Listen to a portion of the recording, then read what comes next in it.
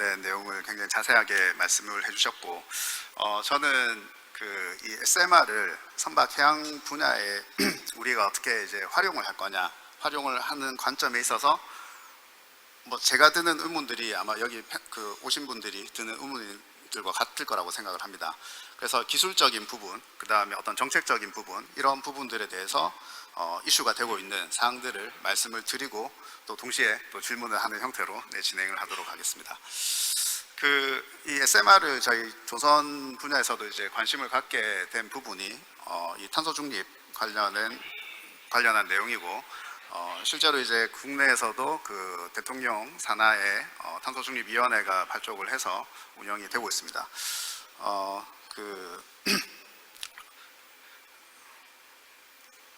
네, 그리고 실제로 IMO의 온실가스 배출 규제에 따라서 이 중장기적으로는 이 저탄소 연료에서 무탄소 연료로 전환이 필요하다고 이렇게 알려져 있습니다. 그래서 지금 현재 이 조선 산업 분야의 기술 트렌드를 보면 2030년 정도가 되면 무탄소 선박이 이제 출현할 것으로 예상을 하고 있고, 2050년이 되면 실제 건조되는 선박의 대다수가 이 무탄소 선박으로 건조될 것이라고 예상을 하고 있습니다. 그래서 이제 조선 산업의 이런 어떤 트렌드를 봤을 때 이 무탄소 선박으로서 이 SMR을 활용하는 이런 부분들이 굉장히 관심을 받고 있고, 실제로 이제 저희 연구소를 비롯해서 조선소에서도 이 SMR을 어떻게 안전적으로 그리고 경제성 있게 활용을 할 거냐, 이런 부분들에 대해서 관심이 많은 것이 사실입니다. 그래서 이제 이 조선 산업체에서 왜 이렇게 SMR에 관심이 많으냐, 이런 부분들에 대해서 잠깐 말씀을 드렸고, 앞서 백종 본부장님께서 말씀해 주신 것처럼 이 원자력 선박은 새로운 개념은 아닙니다. 말씀해 주신 것처럼 잠수함이라든지 항공모함에는 이미 사용을 하고 있고, 실제로 운용을 하면서 연료봉을 교체하면서 일부 사고들은 있었다고 하지만은 안전하게 오랜 기간 동안 현재 운용을 하고 있습니다. 이런 군용뿐만 아니라 상선에서도 보시는 것처럼 미국이라든지 독일, 일본에서는 이미 이 원자력 추진 선박을 건조한 사례가 있습니다. 미국의 사바노라든지 독일의 오토한, 그리고 일본의 무츠 같은 이런 실제 원자력을 추진으로 하는 선박들이 건조가 됐고, 실제로 오랜 기간은 아니지만 운용까지 이루어졌습니다. 그리고 최근에 이제 러시아 같은 경우는 실제로 이제 이 경수로형의 원자로를 탑재한 이 세빙선을 실제로 다수 선박을 건조해서 운용을 하고 있습니다. 특히 이제 러시아 같은 경우는 이 쇠빙선에 탑재된 원자로를 가지고 이 부유식 원전을 2019년도에 건조를 해서 현재도 운용을 하고 있습니다. 지금 보시면은 여기서 이 SMR을 함정 같은 경우는 다수 활용을 하고 있지만, 상선 같은 경우는 아직은 좀 제한적으로 활용이 되고 있고, 아무래도 이 국제법이라든지 이런 부분들이 있기 때문에 자국 내에서 운용을 할 수 있는 이런 선박들에 우선 적용이 되고 관련해서 기술이 개발되고 있는 것으로 판단이 됩니다. 이 SMR 선박 활용 관련해서 저희가 이제 선박 관점에서 이 SMR을 봤을 때 어떤 이슈들이 있는가, 장점으로 보면 가장 큰 부분이 온실가스 배출이 제로라는 부분입니다. 그리고 에너지 밀도가 높기 때문에 이런 오펙스 관점에서 경제성이라든지 이런 부분들을 가지고 있고요. 근데 또 단점으로 보면은 이 아무래도 원자력이라는 이런 어떤 대중 수용성, 이런 부분들의 문제는 여전히 존재를 하고요. 그 다음에 원자로를 이제 운용할 수 있는 안전 설비, 그리고 전문적으로 이를 운용할 수 있는 인력이 이 배에 이제 탑승을 해야 되기 때문에 그런 이제 또 단점이 있을 수 있습니다. 그리고 초기 설치 비용이 굉장히 또 많이 드는 그런 단점이 있고, 그 다음에 이 원자로를 탑재한 선박이기 때문에 이 원자로를 컨트롤할 수 있는 어떤 인프라라든지 규정이라든지 법규라든지 이런 부분들이 아직은 미비한 상태라고 할 수가 있습니다. 그래서 이제 원자력 추진 선박으로 이제 봤을 때 가장 큰 이슈가 이 원자력 추진 선박은 안전한가, 이 부분 앞서 말씀드린 것처럼 이미 다수의 함정에 이 원자력 추진을 활용을 하고 있고, 그리고 민간에서도 이렇게 한 10척 정도의 선박이 건조가 되어서 운용이 되었던 사례들이 있습니다. 그래서 뭐 완벽하진 않지만 어느 정도 기술적으로 안전성은 입증이 되었다고 저희는 판단을 하고 있고요. 그다음에 경제성이 있느냐, 이 부분은 그 2014년도에 그 원자력학회와 대한조선학회가 이제 공동 연구를 통해서 그 대형 컨테이너 선박을 타겟으로 했을 때 어느 정도 운용을 하면은 이 투자한 비용 대비 그 효과를 얻을 수 있는가를 산출한 연구가 있었는데, 그 당시에 약 한 10년 정도라고 물론 굉장히 희망적으로 이렇게 판단했던 사례들이 있습니다. 최근에 이 그 탄소 중립 관련해서 이 국제적인 어떤 탄소세 개념이 도입이 된다 그러면 이런 부분들은 더 기간이 단축될 수 있을 거라고 생각이 됩니다. 그래서 SMR의 가장 큰 이슈가 안전성과 경제성인데, 일단 제가 개인적으로 판단했을 때는 이런 부분들이 현재는 많은 어떤 기술적인 발전을 통해서 이런 부분들을 커버할 수 있을 거라고 생각이 됩니다.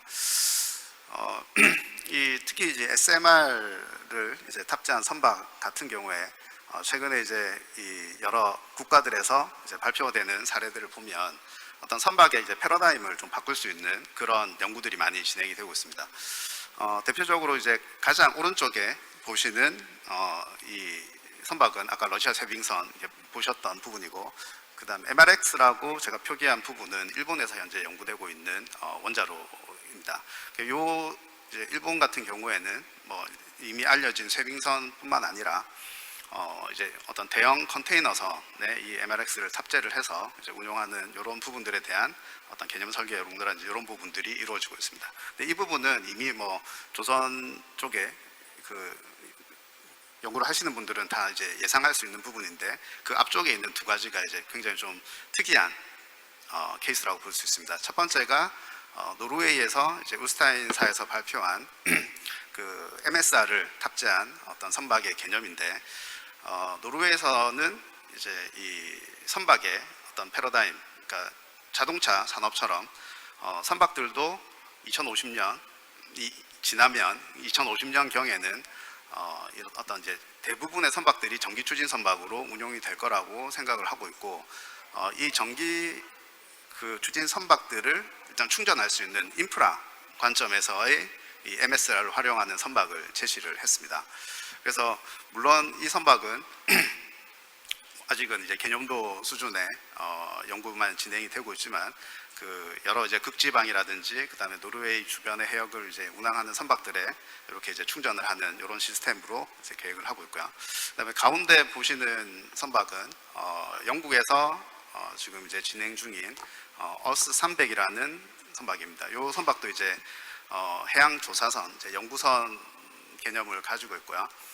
형태를 보시면 앞선 세션에서 나왔던 것처럼 이제 요트 형태를 가지고 있습니다. 그러니까 300m 정도 되는 슈퍼 요트 형상을 가지는 선박을 제시를 했고, 이 선박 역시 MSR을 탑재를 해서 운용을 하는 것을 계획을 잡고 있습니다. 계획을 가지고 있고, 이제 이 선박 같은 경우는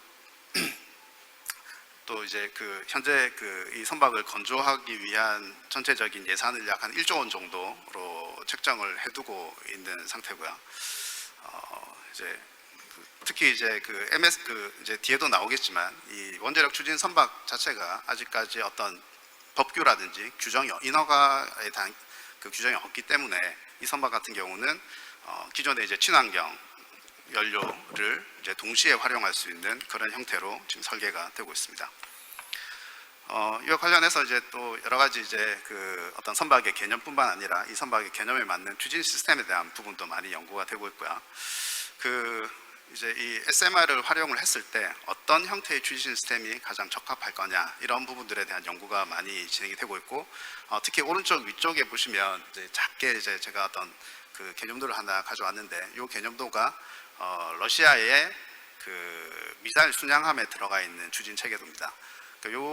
그 시스템은 이게 원자력뿐만 아니라 가스 터빈을 동시에 하이브리드로 사용할 수 있는 형태로 이제 그 함정이 건조가 되어 있고, 이제 이 부분이 예를 들자면은 러시아 이 함정이 타국을 이제 들어가게 되는 해역을 들어가게 되는 상황이 생기는데 그럴 경우에 그 국가에서 이 원자력 추진 선박에 대해서 입항을 거절할 수가 있습니다. 그럴 경우에는 이 원자로를 끄고 가스터빈으로 추진하는 이런 방식으로 운용이 되고 있고 앞서 보여드린 영국의 BMT사에서 설계한 그 선박들도 이 원자력과 디젤 추진을 동시에 이제 할 수 있는 이제 하이브리드 타입의 형상으로